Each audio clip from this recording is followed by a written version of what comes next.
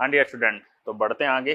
देखिए next topic start करने जा रहे हैं।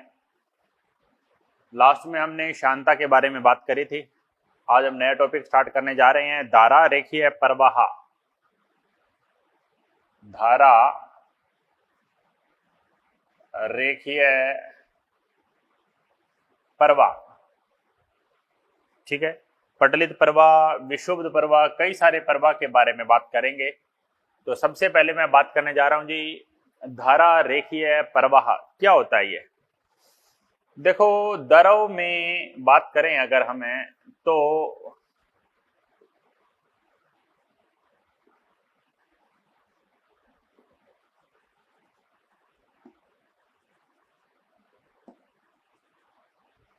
द्रव में अगर हम बात करें, किन्हीं बिंदु पर अगर आप टेंजेंट खींचते जैसे ऐसे, तो यहां पर ये वेग आ रहा है, यहां पर ये वेग आ रहा है, यहां पर ये वेग आ रहा है, इस तरह से v1 v2 v3 तीन वेग है।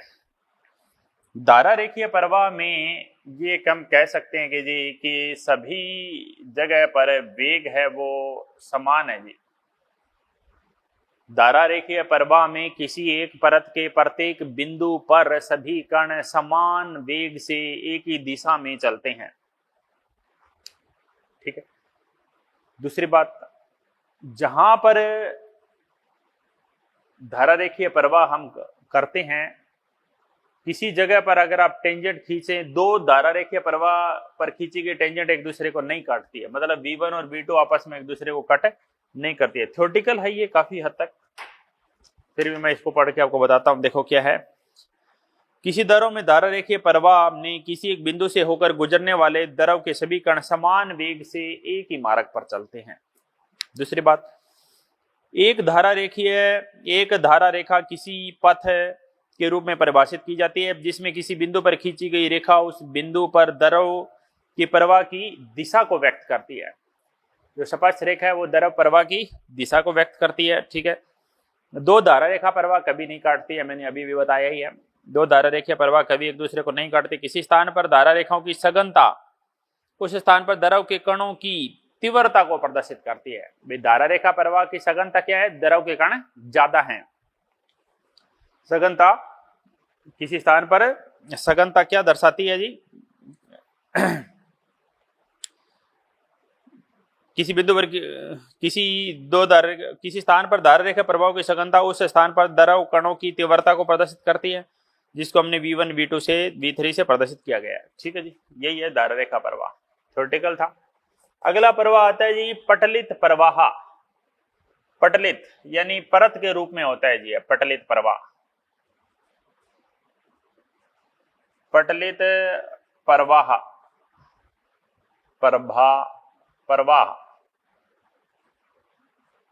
पटलित प्रवाह क्या होता है, देखिए, यदि एक द्रव किसी क्षैतिज सतह पर धारा रेखा प्रवाह के भिन्न भिन्न वेगों के परत के रूप में बह रहा हो तथा परत आसानी से आपस में न मिलती हो, तो द्रव की प्रवाह पटलित प्रवाह कहलाता है। इस प्रवाह में द्रव प्रवाह का वेग सदैव द्रव के क्रांतिक वेग से कम होना चाहिए।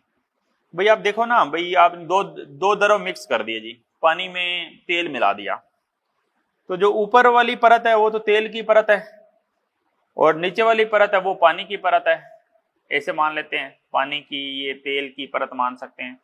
दोनों का वेग अलग अलग हो सकता है, जरूरी नहीं पानी में भी ऐसा हो सकता है जी। पानी में भी दो अलग अलग प्रवाह हो सकते हैं, खासकर नदी नालों में आप देखेंगे तो जो नीचे से संकरी है, नीचे से जो पतली नदी है या नहर है, उसमें ऊपर के वेग अलग होगा और नीचे का वेग अलग होगा, वो पटलित प्रवाह होता है। अगला आता है जी विक्षुब्ध प्रवाह। थ्योरेटिकल है जी ये बिल्कुल। विक्षुब्ध प्रवाह,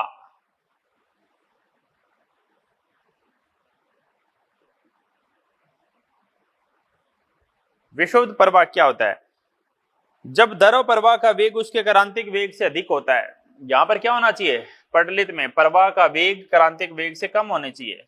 द्रव प्रवाह का वेग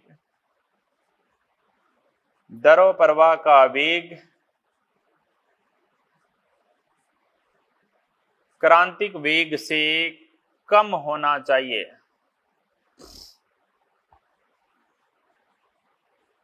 यहां पर द्रव प्रवाह का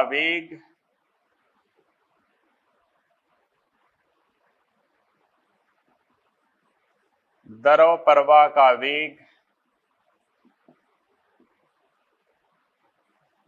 क्रांतिक वेग से ज्यादा होता है जी।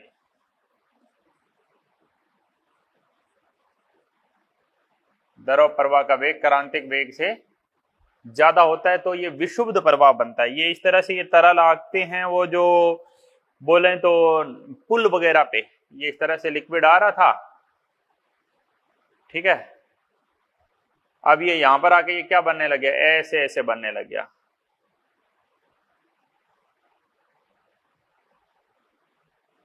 ऐसे किसी एक ठोस से टकरा कर, ऐसा समझ सकते हो, वो विशुद्ध प्रवाह होता है। क्या होता है देखिए, जब द्रव प्रवाह का वेग उसके क्रांतिक वेग से अधिक हो, प्रवाह का वेग क्रांतिक वेग से अधिक हो, बता दिए ये बात पहले, क्रांतिक वेग से अधिक हो तो द्रव के कणों की गति अनियमित हो जाती है, ठीक है जी। इस प्रकार का प्रवाह विशुद्ध प्रवाह कहलाता है, ठीक है। विशुद्ध प्रवाह में द्रव के कणों का पथ का वेग समय विशुद्ध प्रवाह में द्रव के कणों का पथ का वेग समय के साथ लगातार अनियमित रूप से प्रत्येक बिंदु पर बदलता रहता है, ठीक है। इस प्रकार के प्रवाह में प्रवाह संतुलित करने वाली अधिकतम ऊर्जा द्रव को भंवर उत्पन्न करने में खर्च हो जाती है। ऊर्जा का थोड़ा सा भाग ही द्रव को आगे ले जाता है। भाई ज्यादातर आप देख रहे हो इसे भंवर, ऐसे भंवर बनते रहते हैं जी। वो आप देखते हो वाइट वाइट, वो काफी बबल से उत्पन्न हो जाते हैं। वो भंवर उत्पन्न करने में उसकी अधिकतर ऊर्जा खर्च हो जाती है। द्रव को थोड़ी सी ऊर्जा ही इसको आगे ले जाने में कामयाब होती है, ठीक है। ये विशुद्ध प्रवाह हो गया जी। अब आता है जी, ये तो थ्योरेटिकल बात थी, अब फार्मूले वाली बात अब आती है। तो क्या बात है देखेंगे हम, इसके बाद की जो बात है वो हम स्टार्ट करने जा रहे हैं।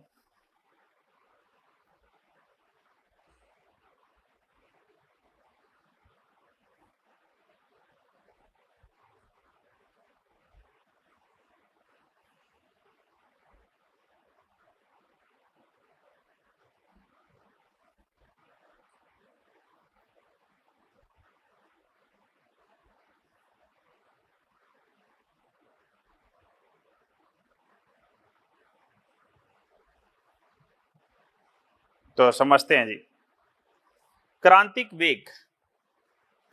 वेग की कहानी स्टार्ट करता हूं मैं। क्रांतिक वेग क्या होता है जी? भाई क्रांतिक वेग की अगर हम बात करेंगे, देखिए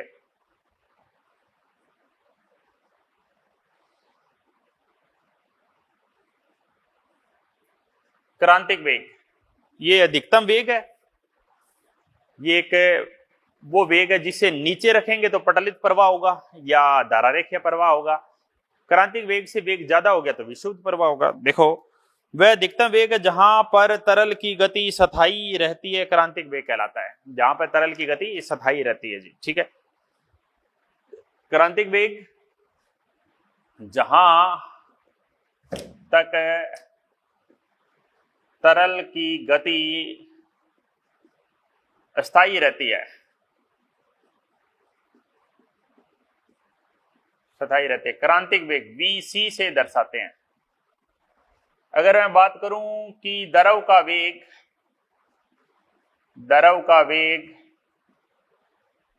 क्रांतिक वेग से कम है, यहां पर बराबर है या ज्यादा है,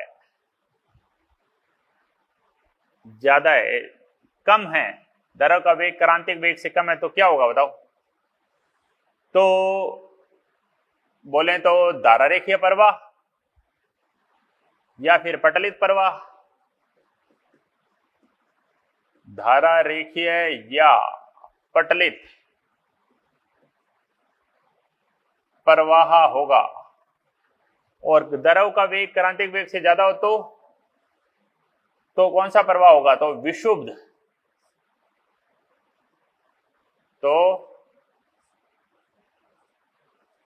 विशुद्ध प्रवाह होगा।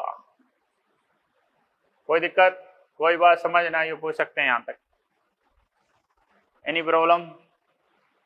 आगे आ जाइए। एक और छोटा सा टर्म आती है जी, रेनॉल्ड संख्या, रेनॉल्ड नंबर।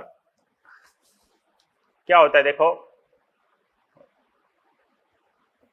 रेनॉल्ड संख्या कैपिटल एन से दर्शाते हैं, ठीक है जी। तो रेनॉल्ड संख्या ये निर्धारित करता है, क्या निर्धारित करता है कि वेग धारारेखीय है या पटलित है या विक्षुब्ध है। तो देखो रेनॉल्ड के प्रयोग में यह स्थापित किया गया है कि पतली नलियों में तरल को गति के प्रकरण में क्रांतिक वेग, घनत्व, शांता नली की इस प्रकार निर्भर करती है। अभी क्रांतिक वेग, पहले तो इन्होंने क्रांतिक वेग का एक रिलेशन दिया है। क्रांतिक वेग है वो किस पे संबंध करता है जी, वो समानुपाती होता है जी शांता बटे में आर अपॉन रो।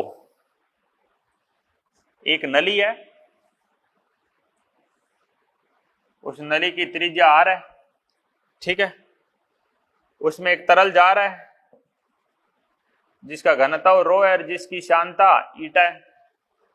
रो घनत्व और ईटा शांता और आर त्रिज्या की एक नली, ठीक है, उसके अंदर क्रांतिक वेग, ये क्या है, उसके अंदर क्रांतिक वेग है जी। समानुपाती निशान हटाओगे तो एन आ जाएगा जी, और एन का फार्मूला आ जाएगा, एन रेनॉल्ड संख्या है, N is equal to V C R rho upon eta, V C R rho upon eta. N R एक विमाहीन नियतांक है जिसको रेनॉल्ड संख्या कहा जाता है। विमाहीन है जी, आप चेक कर सकते हैं यहां से, एन क्या है, विमाहीन है, विमाहीन राशि है, ठीक है जी। अब इन्होंने दे रखा है जी, प्रयोग से स्थापित किया गया है कि स्थायी और पटलित होता है जब रेनॉल्ड संख्या 1000 से कम होती है। बिल्कुल, जब रेनॉल्ड संख्या का मान 1000 से कम हो, जब 2000 से ऊपर हो तो प्रवाह विक्षुब्ध हो जाता है, बिल्कुल। और जब इनके बीच में हो, जब वो कह रहे हैं कि 1000 और 2000 के बीच में हो तो आप कुछ भी नहीं कह सकते हो।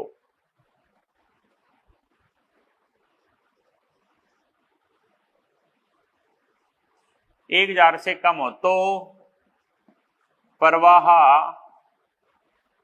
स्थायी, यानी बोले तो धारा रेखीय होता है।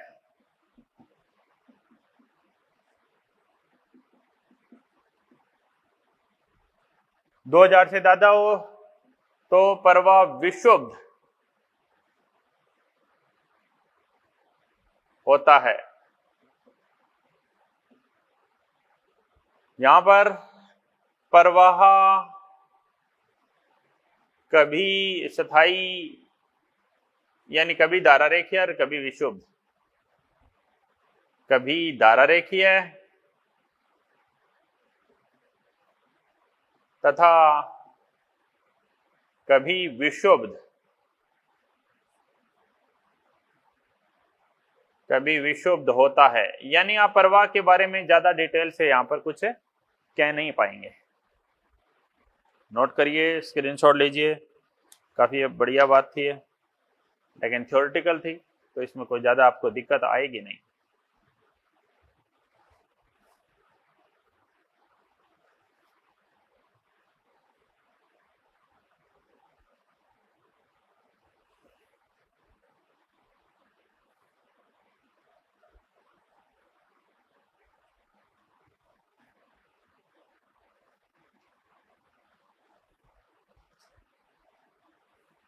ठीक है, तो इसके बाद देखते हैं क्वेश्चन। क्वेश्चन में क्या देखते हैं, देखिए इसके बाद हम क्वेश्चन पे आएंगे।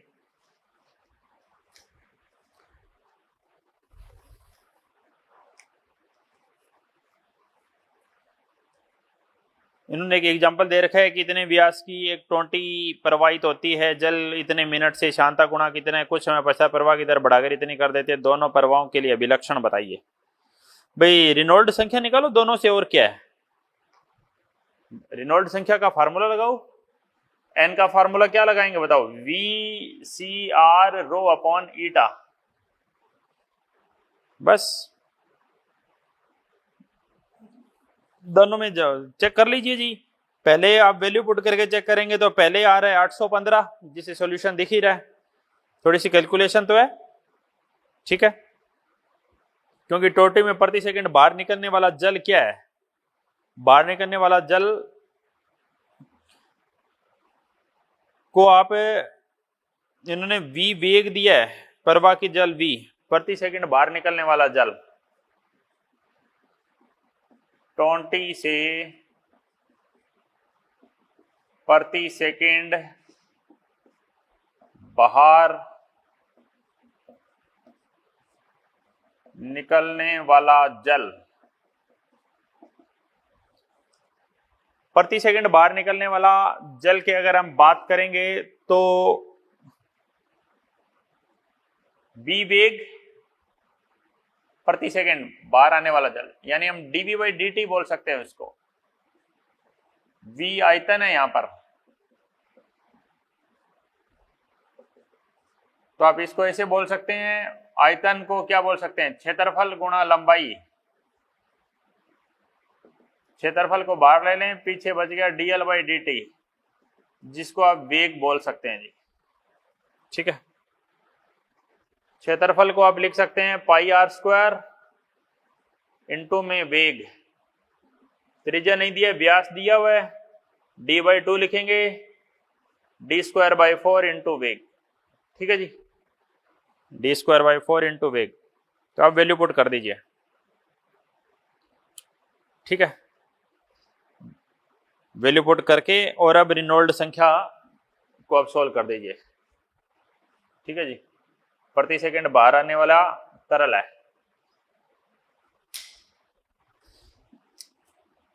इसकी वैल्यू आपको दे रखी है, कितनी वैल्यू दे रखी है जी इसकी, यहां से आपको वेग निकालना पड़ेगा। इसकी वैल्यू हमें दे रखी है 0.4 लीटर पर मिनट। लीटर पर मिनट को भी आगे आप कन्वर्ट कर सकते हैं जी सेंटीमीटर क्यूब में, पहले बता चुका मैं, ठीक है। तो आगे इसको सोल्व कर देंगे तो रेनॉल्ड संख्या आप सोल्व फाइंड आउट कर सकते हैं, ठीक है। अगली बात पर आता हूं, कर देंगे ना या करवाऊं, करवा ही देता हूं, फिर आप वापस डाउट काउंटर पे भेजोगे। देखो यहां से हम v निकालेंगे, ये मान लेते हैं हमें 20 में प्रति सेकंड बाहर निकलने वाले जल की मात्रा कितनी दे रखी है, 0.48 लीटर प्रति मिनट, लीटर प्रति मिनट के रूप में दे रखी है जी, ठीक है।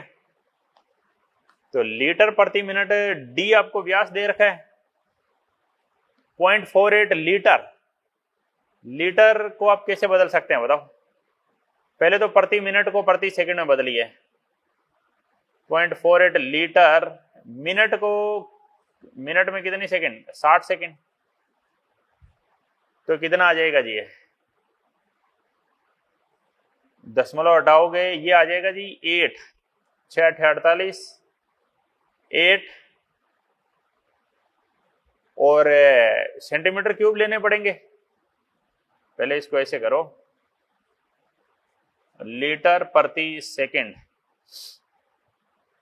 48 अपॉन 100 इंटू 60, ठीक है, 6 8 48, 8 into 10 to the power -3 litre प्रति सेकंड, और 8 into 10 to the power -3, 1 litre, 1 litre में 1000 मीटर सेंटीमीटर क्यूब होते हैं, सेंटीमीटर क्यूब पर सेकंड, ये कैंसिल कर दो, तो ये वैल्यू आ गई जी 8 सेंटीमीटर क्यूब पर सेकंड, जिसको आप बोल सकते हो 8 into 10 to the power -6 metre cube per second, pi d square by 4 into में वेलोसिटी, ठीक है। यहां से आप वेलोसिटी निकाल लो, d दिया हुआ है, वेलोसिटी निकाल लो, रेडियस और रो आपको क्वेश्चन में दे रखा है, ईटा भी क्वेश्चन में दे रखा है, यहां दोनों की वैल्यू पुट करेंगे तो आंसर आ जाएगा जी, ठीक है। कोई प्रॉब्लम नहीं है। आगे बढ़ते हैं जी। अगली बात आती है जी, अविरल प्रवाह का समीकरण क्या होता है। अविरल प्रवाह,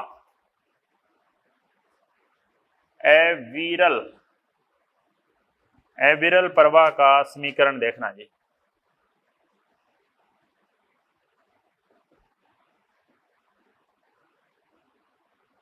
यानी इसको सात्यता समीकरण भी बोल देते हैं। सात्यता समीकरण किस पर आधारित है? ये द्रव्यमान संरक्षण पर आधारित है।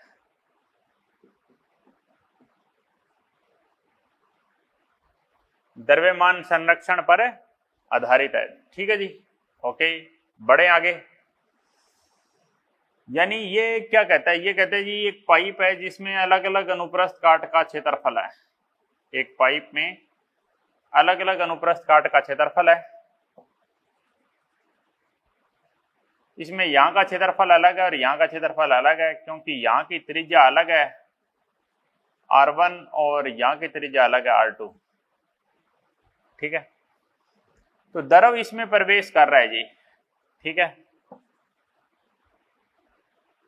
द्रव इसमें प्रवेश करेगा तो वेग भी अलग अलग होगा जी। यहां पर मैं ले रहा हूं वेग v1 है और यहां पे मैं बोलूं वेग v2 है। भाई जितना द्रव यहां प्रवेश करेगा उतना ही द्रव तो वहां से बाहर निकलेगा, या ज्यादा निकल जाएगा। कम ज्यादा हुआ तो पाइप फट जाएगी जी, ज्यादा तो होने का सवाल ही नहीं है। तो यहां पर प्रति सेकंड बाहर जाने वाला आयतन dv/dt, v यहां पर आयतन है और यहां प्रति सेकंड बाहर आने वाला आयतन बराबर होगा जी। इसको मैं प्रवाह की दर बोल सकता हूं। क्या बोलूं? प्रवाह की दर समान रहेगी। प्रवाह की दर क्या रहेगी बताओ? समान रहेगी जी। ठीक है जी, तो बोले हम d/dt पहला आयतन, आयतन को क्या बोले? क्षेत्रफल इंटू लंबाई।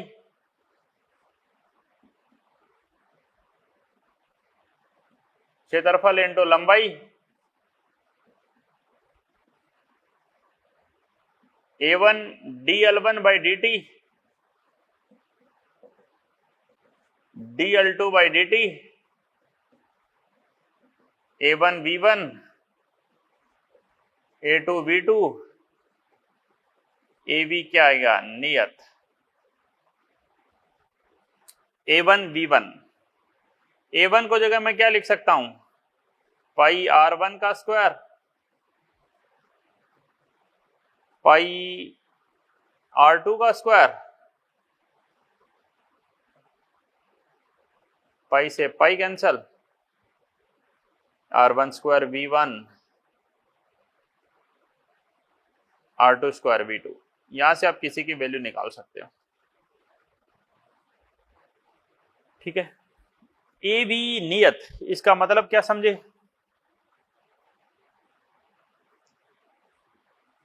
ए बी नियत है। ए बी बराबर कोई के ले सकते हैं, ए के नीचे, यानी ए और बी एक दूसरे के क्या बताओ? व्युत्क्रमानुपाती है। जहां पर क्षेत्रफल ज्यादा होगा, जहां पर क्षेत्रफल ज्यादा होगा वहां वेग कम होगा। यहां पर वेग क्या है? वेग ज्यादा होगा जी, और यहां पर वेग कम होगा जी।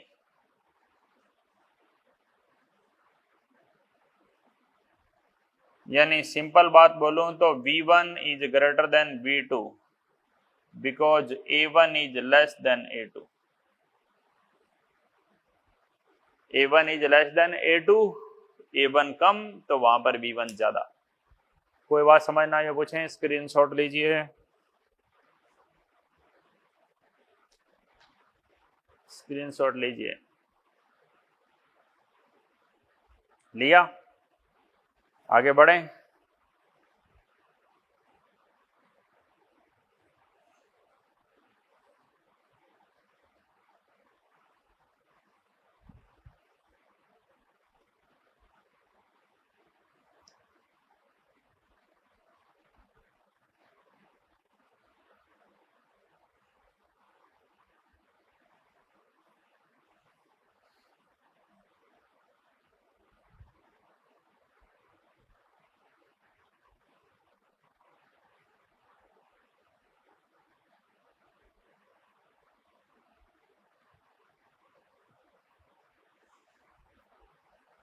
ठीक है जी, ओके भाई, अगली बात पे आ जाते हैं।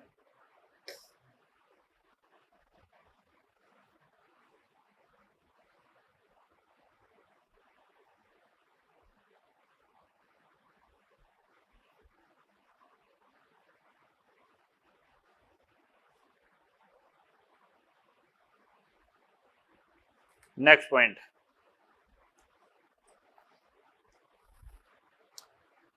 पॉइंट, ये A1 B1 A2 B2 ये कई जगह काम आता है। एक नीट में क्वेश्चन था ऐसा, देखना, ये एक पाइप है जी, ठीक है भाई,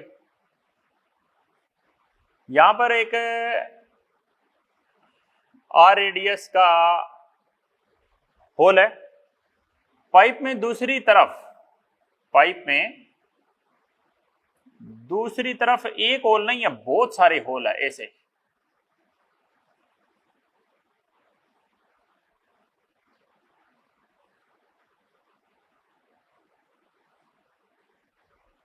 दूसरी तरफ n number of hole, n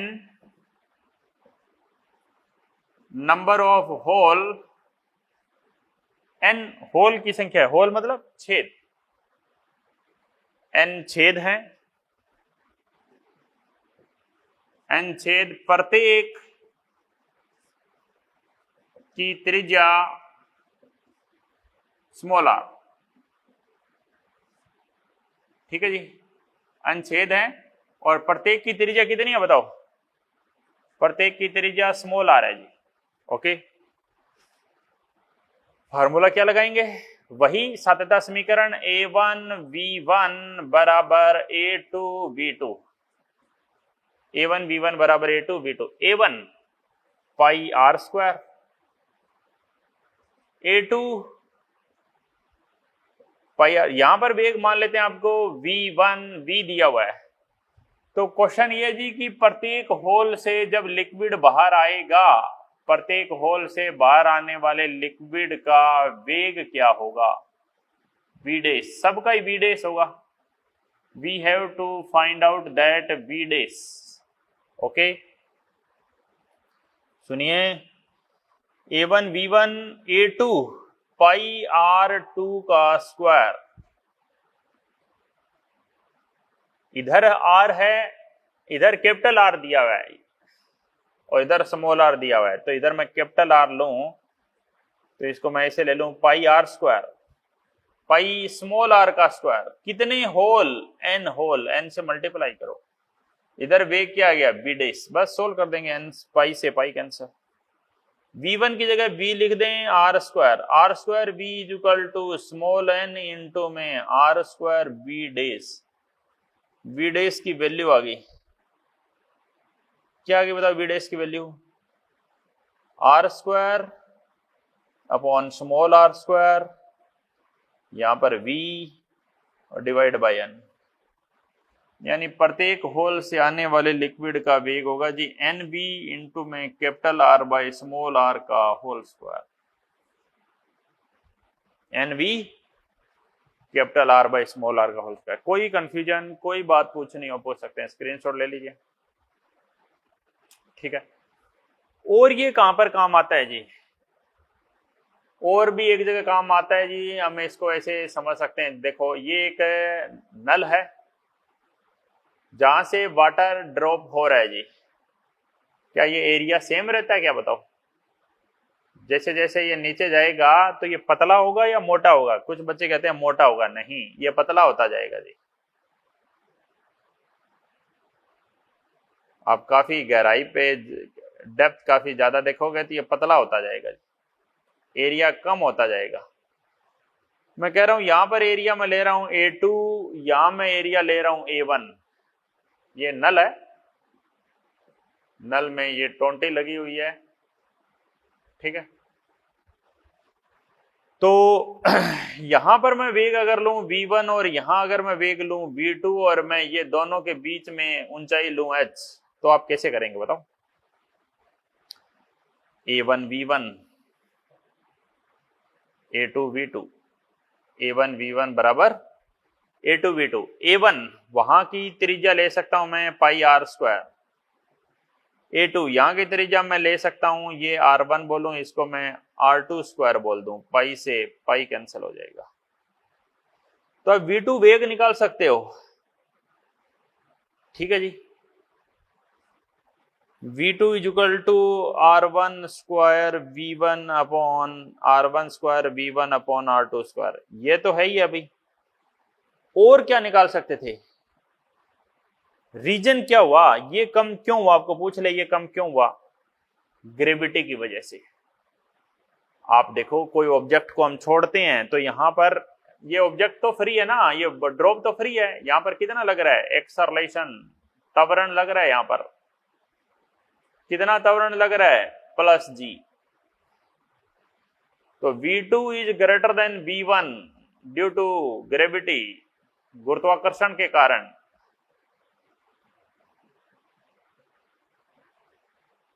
ऐसा क्यों हो रहा है? गुरुत्वाकर्षण के कारण हो रहा है। V2 is greater than V1। और V और A तो एक दूसरे के व्युत्क्रमानुपाती है। V2 बड़ा यानी A2 छोटा A1 से, इसलिए ये क्षेत्रफल कम हुआ है। कोई डाउट हो पूछ सकते हैं, बढ़िया बात थी, नोट कर दें।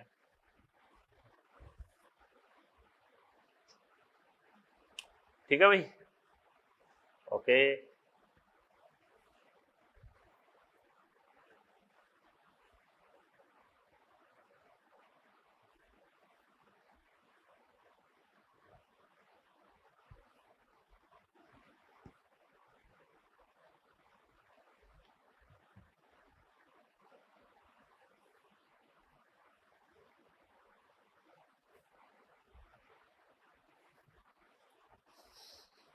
अगली बात पे आते हैं, सवाल, क्वेश्चन स्टार्ट करते हैं। अब देखिए इस पर, अब एक क्वेश्चन, एक फार्मूला बचेगा हमारा बर्नौली थ्योरम। बर्नौली थ्योरम और एक उस पर आधारित होता है वेंचुरियोमीटर, ठीक है। बर्नौली प्रमेय की मैं थ्योरी आज आपको थोड़ी सी बता देता हूं, हमारे पास टाइम है अभी, तो मैं क्या स्टार्ट कर रहा हूं। देखो बर्नौली का प्रमेय, बर्नौली का प्रमेय द्रव के विशुद्ध प्रवाह को परिभाषित करने वाले अचरों के मध्य स्थापित करना है, ऊर्जा संरक्षण पर आधारित है। सबसे पहली बात किस पर आधारित है जी? ऊर्जा संरक्षण पर आधारित है, ठीक है। परिकल्पना, क्या परिकल्पना करते हैं इसकी, क्या फार्मूला क्या बनता है, मैं आपको बताऊं। फार्मूला डेरिवेशन करके हम बना लेंगे, लेकिन जो फार्मूला आता है वो आता है जी P plus rho g h plus half rho v square नियत होता है जी। क्या होता है? P plus rho g h plus half rho v square नियत लेते हैं। कैसे भाई? ऐसे कोई पाइप है, ऐसे इधर जा रही है, ऐसा समझ लेते हैं, ठीक है। तो आप इसको ऐसे लिख सकते हैं जी P1 rho g h one half rho V1 का square, P2 rho g h two plus में हाफ रो V2 का स्क्वायर। ये बर्नौली प्रमेय है जी। ये H1H2 क्या है?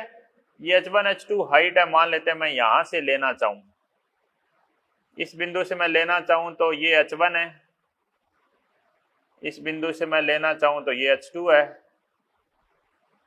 इस बिंदु पर वेग बोलूं तो V1 है, इस बिंदु पर पाइप का वेग V1 है,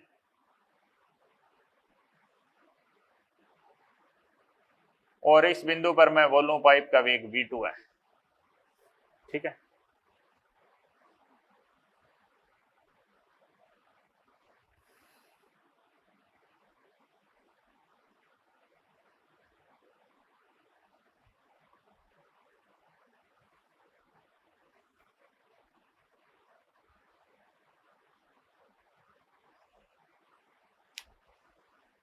यहां पर मैं दाब बोलूं P1 दाब है, यहां पर मैं बोलूं P2 दाब है,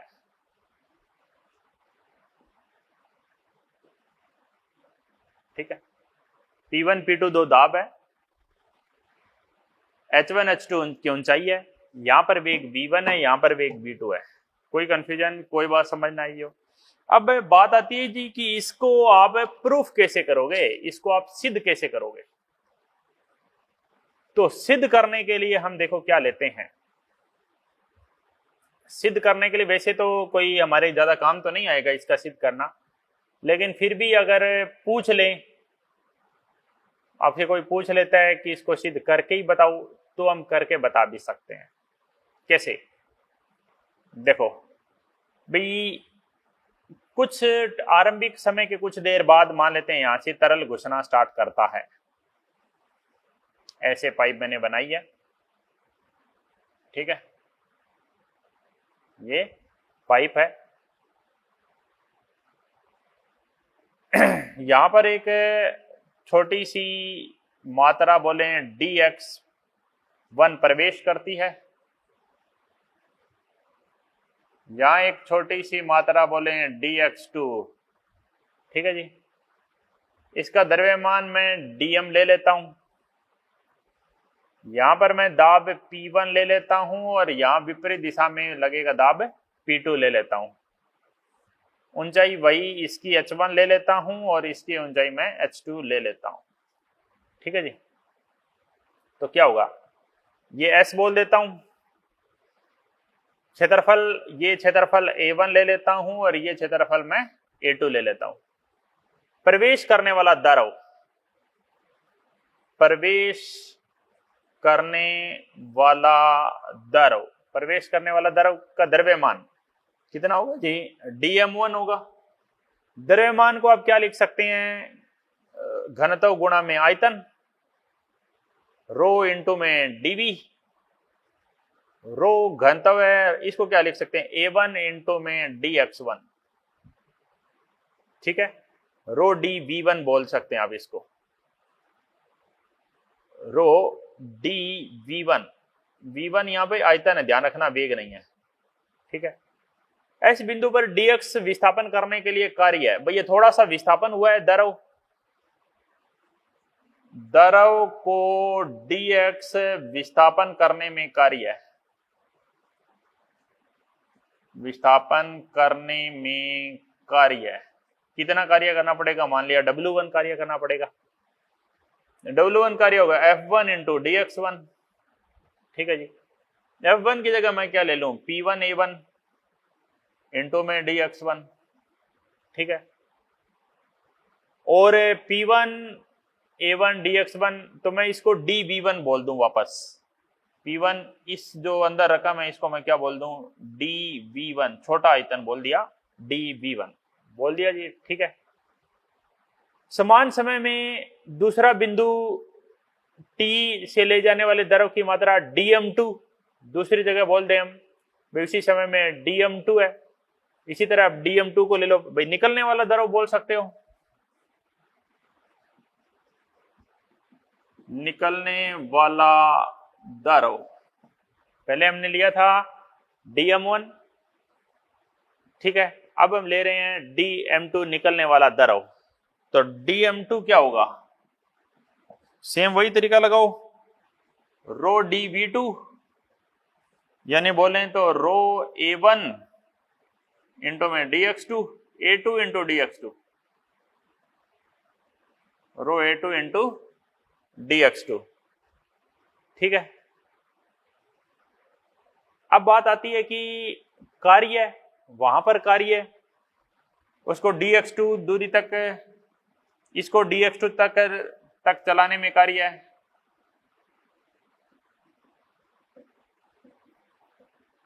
dx2 तक चलाने में कितना कार्य करना पड़ेगा?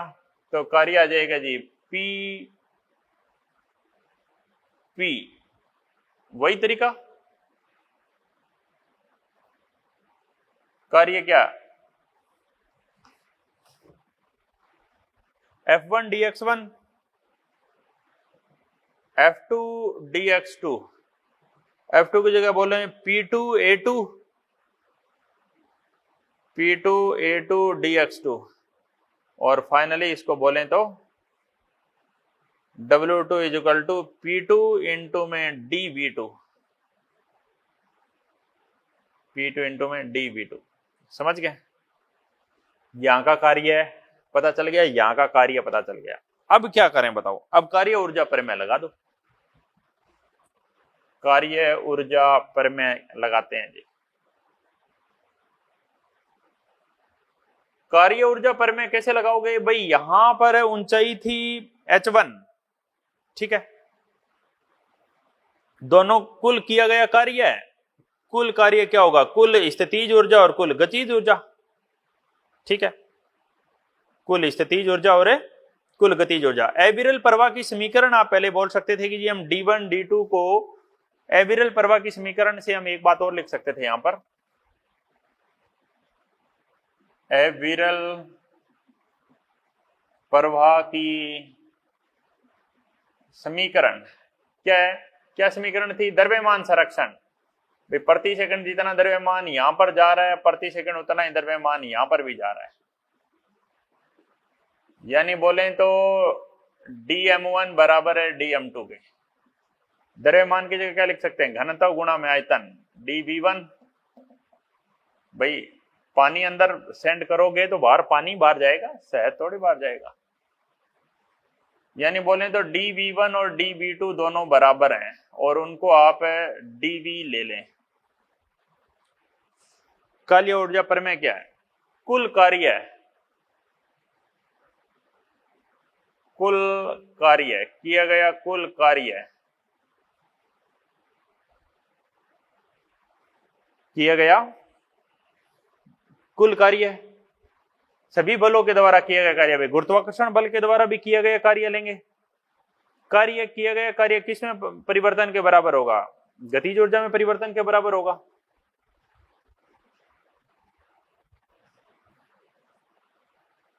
यही थी कार्य ऊर्जा प्रमेय, ठीक है। तो कार्य एक तो आया जी P1 dV1, ठीक है, एक आया P2 dV2, दोनों विपरीत दिशा में है। P1 dV1 इसलिए माइनस होगा, P2 dV2 दोनों विपरीत दिशा में कार्य हैं, P1 dV1 और P2 dV2, इसलिए मैंने क्या लगाया? माइनस कर दिया जी, ठीक है। और आगे की अगर हम बात करें P1 dV1 P2 dV2, तो दूसरी तरफ है हम फार्मूला ले सकते हैं जी कि उनकी गतिज ऊर्जा और स्थितिज ऊर्जा कैसे ले? देखो, हाफ mv², द्रव्यमान की जगह क्या लिखूं? रो इंटू dv, वेग का स्क्वायर, v1 वेग का स्क्वायर, हाफ रो dv दूसरे वेग का स्क्वायर, v2 का स्क्वायर, v1 का स्क्वायर, v2 का। गतिज ऊर्जा में परिवर्तन है तो साइन कैसा लेंगे? माइनस लेंगे, और final minus initial, final minus initial ले लेंगे, ठीक है। टोटल एनर्जी बोले भाई स्थितिज ऊर्जा mgh, गुरुत्वाकर्षण बल के द्वारा किया गया कार्य भी तो आएगा ना जी, गुरुत्वाकर्षण बल के विरुद्ध किया गया कार्य आएगा, तो ये तो आएंगे ही आएंगे। Pdv1 माइनस Pdv2 ये तो आएंगे। और क्या आएगा? mgh1 mgh2, बस अब उनको दूसरी तरफ भेज दो। P1 P2, P1 dv P2 dv, m की जगह क्या लिख सकते हैं बताओ? द्रव्यमान की जगह रो dv gh1 रो dv gh2 बराबर 1/2 rho dv v2 square minus v1 square. Rho dv आप पूरे में से हटा सकते हो, dv हटा सकते हो, dv dv dv dv dv, बस ये फार्मूला बन जाएगा जी। P1 माइनस P2, P1 को यहीं रखो, P1 को यहीं रखो, और रो GH1 को यहीं रखो। P1 को यहीं रखा, रो GH1 को यहीं रखा, और हाफ रो V1 का स्क्वायर, रो GH1 H1 आरंभिक पॉइंट पर ले रहे हैं तो ये हेल्प करेगा जी। ये दूसरे पॉइंट पर चला गया, ये इधर आ गया प्लस का, इधर क्या आएगा माइनस वाला प्लस का P2 रो जी H2 और हाफ रो V2 का स्क्वायर बन गया P1। तो खैर हमें प्रूफ काम ना हमारे आएगा नहीं, ठीक है। तो इस पर अगली क्लास में आगे क्वेश्चन करेंगे, ठीक है जी। मिलते हैं नेक्स्ट क्लास।